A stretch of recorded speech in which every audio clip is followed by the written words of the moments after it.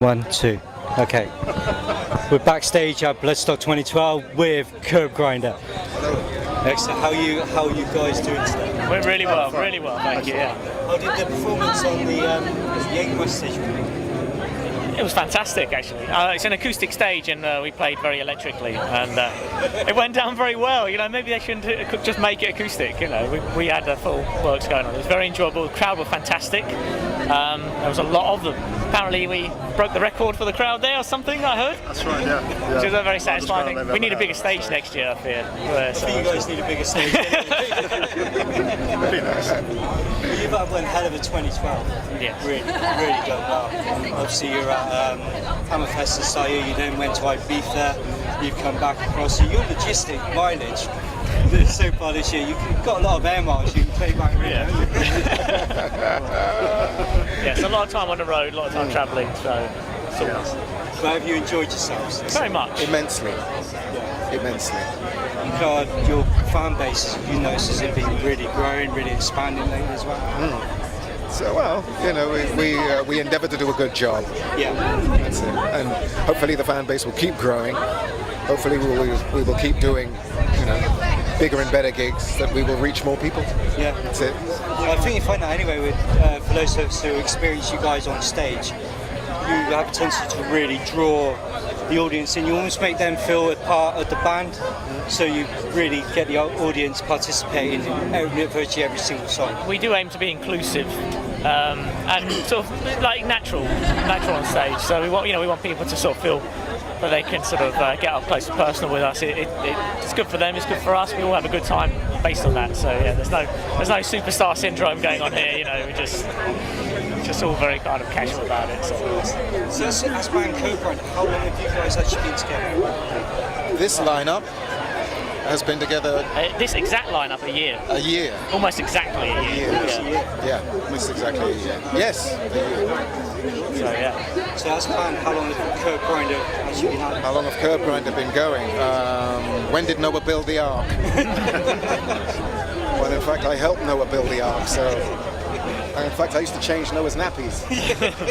No, not that long. How long has Kyrbgrinder been going? I don't know. There's been a few lineup changes, but this is a very stable lineup.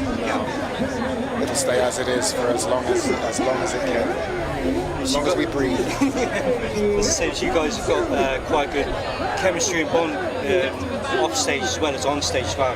You almost like bounce off each other, which is quite really good to see on the tightness within a band, especially these days as well. Like I said, bands go through lineup changes, things happen, but then to get the jigsaw puzzle just right can be a very hard thing to achieve. Yeah, there's a variety of musical backgrounds going on between the three of us and a lot of experience. So, you know, we have a little element of danger in how we play. We never play the same exact thing every single time. We do a little bit of variation. Solos are always very much interactive. You know, I'll pick up from what Johan's playing. Johan will, go with what I'm doing sometimes. Always keep an ear out for the bass, where Dave's going to go. So, you know, it's a very creative stage experience for us and the audience as well. And obviously, if the audience are giving us a lot of energy, I mean, things can go anywhere. I mean, we do stuff that surprises us. You know, sometimes a 5-minute song can be like, 7 minutes, 8 minutes, 10 minutes, 4 minutes. We don't know. It can go anywhere. So keep our options open. Get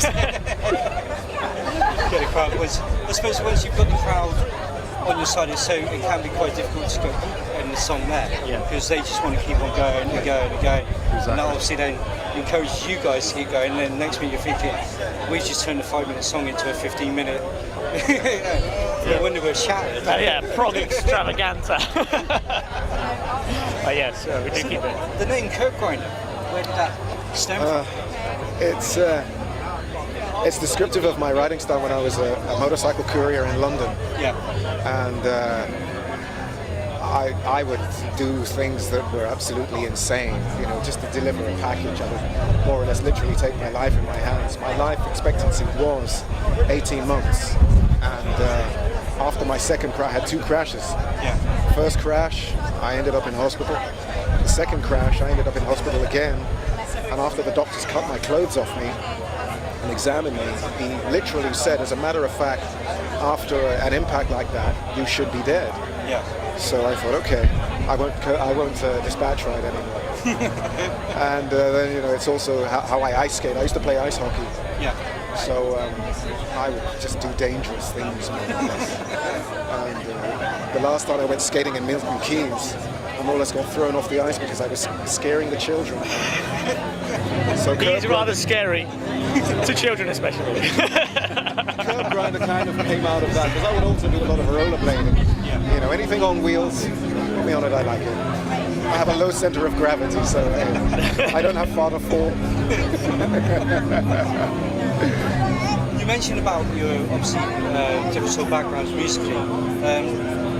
Do you find that sort of like comes across when it comes to writing new material? You can draw on so many different sort of very much. Obviously, you are a result of your life experiences and as a musician of your musical experiences as well.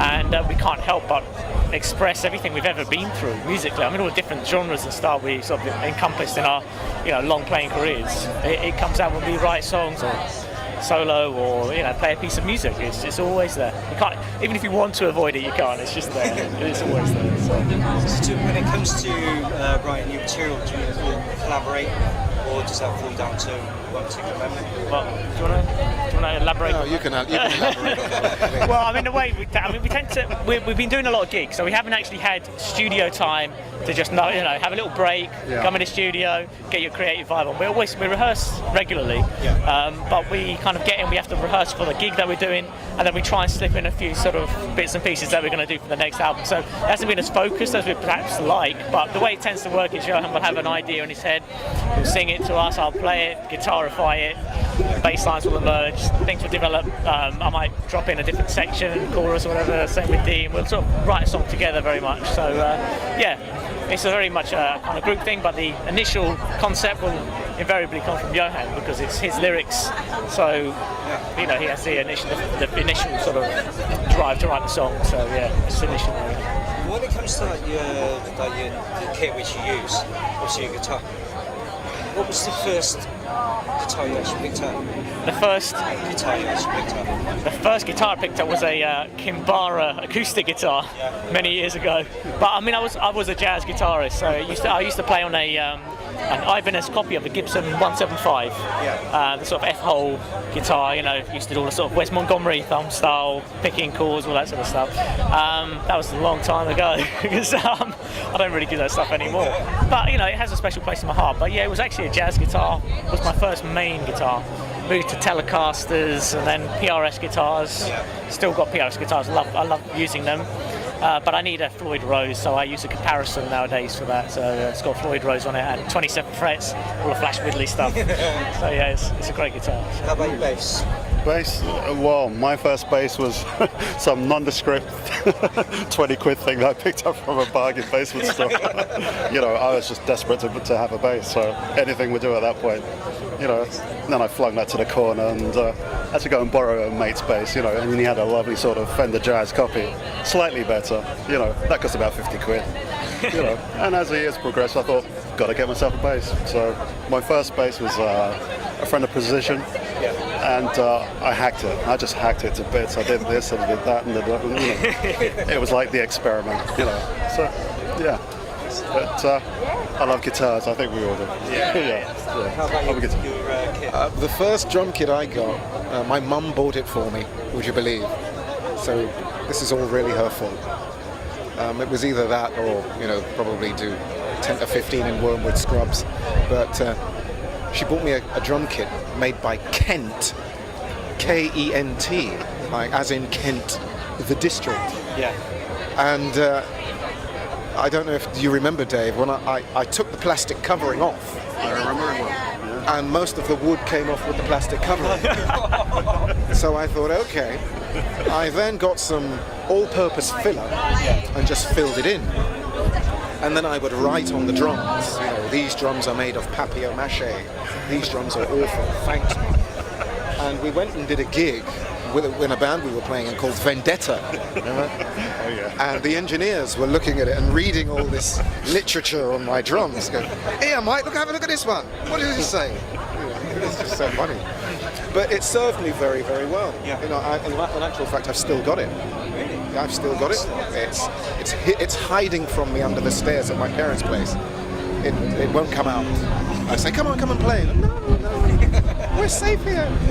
You have a bad reputation. So, would you guys like to see your own sort of signature series eventually? Like the bass, the lead? Of course, we would love that. No. Not me.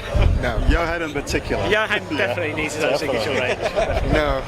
Because But I mean, who wouldn't want their own signature range apart from Johan? I wouldn't want my own signature range. Yes, I would love that. Because I wouldn't want the responsibility. I'll have my own signature range of drums then as well. I'll have a guitar and drums. Then. Yeah, well, good. Then I can use your drums. I won't have to break my own. Oh dear. So what's the fans got left in store for the remainder of 2012 for you guys? More festivals, more writing, more rehearsing, more gigs, more of the same. I think we're aiming to do another tour, like an late summer, early autumn tour. But that's as yet to be confirmed. But it's in the pipeline. So yeah, I think that's our next thing. But we need to get some studio time to get this album out as well. So we need to manage our diaries early over the upcoming months. So. Well, BloodStock is renowned for giving new blood a chance to actually perform at a festival after a amount of massive sort of competitions. As musicians, what advice can you give to the new blood who are starting to come up through the ranks and try and make themselves known? So much. I actually don't have any advice. I would say practice, and practice gigging as well, because practice in your room is great and you can be awesome in your bedroom, but then you've got to practice that whilst you're on stage. It's such a different experience. So, don't leave it a chance. Get it right in the studio. Expect to screw it up on stage. That's okay. That's you learning. Just go with it and make sure you keep gigging. That's the most important thing. That's where you learn how to do it. Yeah. Well, guys, thanks for taking time out to chat with us this evening. You enjoy the rest of BOA, and hopefully we'll see you on the road. Thank you. Thank you very much. Cheers, man. Thank you. Thanks very much. Thank you. Cheers. Pleasure.